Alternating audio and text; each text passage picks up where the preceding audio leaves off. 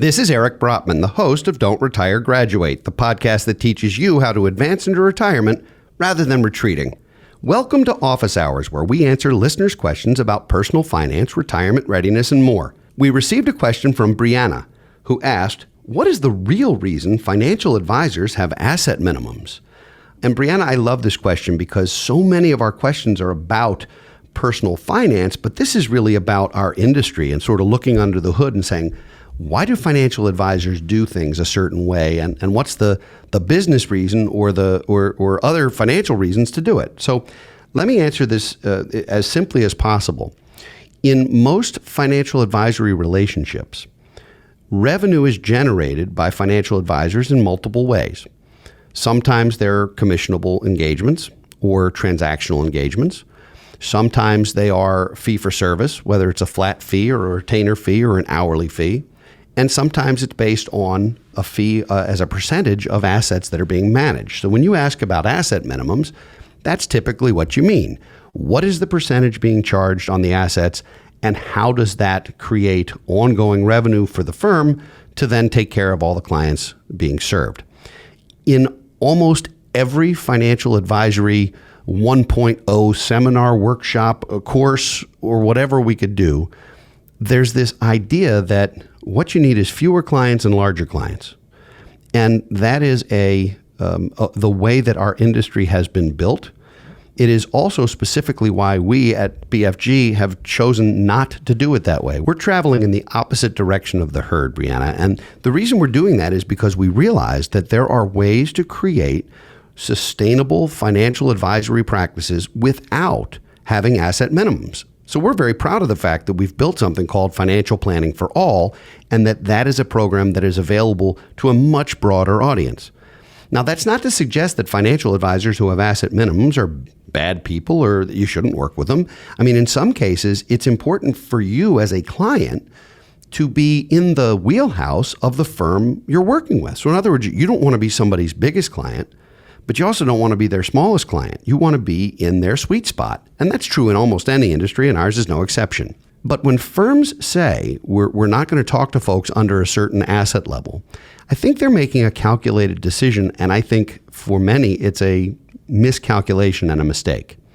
The reason I say that is that for financial advisors to be truly valuable to families, I believe that you need to do multi-generational planning. And multi-generational planning means you're not just working with the generation of a family that maybe has a higher net worth. You're also working with their parents who might be spending money down or having some struggles or having long-term care issues. It means you're working with their kids who might be educating their grandchildren. And you have 3 or 4 generations of a family, and they're all in different places financially.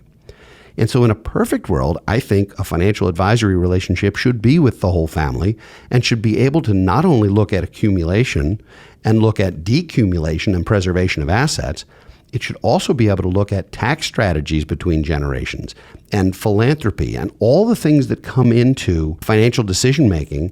You know, when you talk about leaving money and you want to leave money behind, say, to your 3 children, and maybe that's a priority for you and maybe it's not, but if it is, and you have 3 children and you want to leave them money, do you leave them all the same amount of money? What if one of them is an investment banker making obscene money and one of them is a preschool teacher? What if one of them is in a very high tax bracket and one of them is in a very low tax bracket? What if one of them is just a terrific kid and has grown up to take care of you and is doing a great job, and the other one you haven't spoken to in 10 years?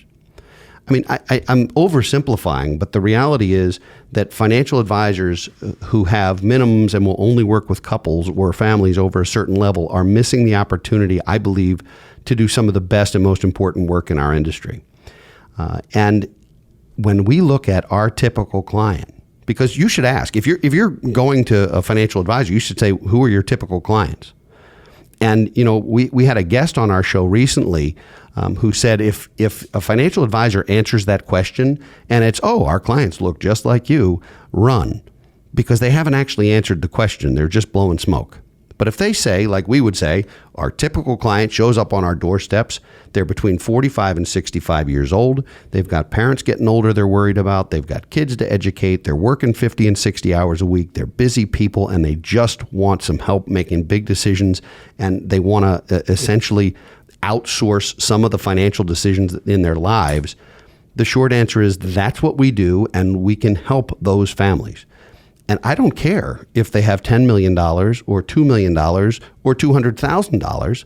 At the end of the day, we can create an engagement that does not require asset minimums. It doesn't even require them to have assets with us. And so a financial advisor has to make these decisions. And what we decided is we're going to have a flat fee engagement, so there are no surprises. And that flat fee is going to be an annual retainer for folks who want ongoing service, whether they have assets with us or not. And then the asset management, we do certainly work with high net worth folks, but not exclusively. And actually, the variety is part of what makes this job fun. So, Brianna, the real reason financial advisors have asset minimums is because they don't want to grow the infrastructure. They don't know how to make a profit from smaller relationships, and they're trying to cherry pick and only go after the richest of the rich. And to me, it's a fine business model, and it works for some, but it wouldn't give me any kind of joy or satisfaction. We love the fact that we can work with families across the spectrum. So thank you so much for your question. If you'd like to send us a question which we might answer in a future episode of Office Hours, post it on our Facebook page or tweet us at Brotman Planning. If you like what you hear, please subscribe to our podcast and leave a rating on Spotify or wherever you listen to your favorite shows. Please also check out our books, workbooks, and online financial literacy resources at brotmanmedia.com. Thanks for coming to Office Hours. Be sure to tune in for new content every Thursday. For now, this is your host, Eric Brotman, reminding you, don't retire, graduate.